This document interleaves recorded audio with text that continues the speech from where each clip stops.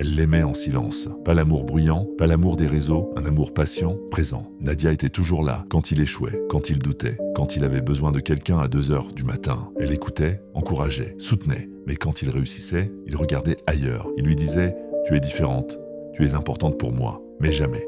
Je te choisis. » Un jour, Nadia comprit une chose douloureuse. Elle était son refuge, mais pas son choix. Cette nuit-là, elle pleura. Pas parce qu'il ne l'aimait pas, mais parce qu'elle s'était oubliée. Elle pria doucement. « Seigneur, apprends-moi à ne pas mendier l'amour que tu as déjà prévu pour moi. » Les jours suivants, elle changea. Pas dans la colère, pas dans la vengeance, dans le respect d'elle-même, moins disponible, plus centrée, plus silencieuse. Il remarqua, bien sûr qu'il remarqua, mais cette fois, Nadia ne cherchait plus à convaincre. Elle avait compris ceci. L'amour qui doit te poursuivre ne doit jamais te voir courir derrière lui. Aujourd'hui, elle avance, le cœur encore, sensible, mais l'âme plus forte. Et elle sait maintenant, mieux vaut être seule que mal choisie. La leçon de cette histoire, ne confond jamais présence et priorité. Si quelqu'un ne te choisit pas clairement, choisis-toi. Si tu as déjà aimé plus que tu n'as été aimé, écris « Je me choisis ». Like si tu crois que l'amour commence par le respect de soi. Partage à quelqu'un qui donne trop sans recevoir. Et abonne-toi. Ici, on protège les cœurs autant qu'on les inspire.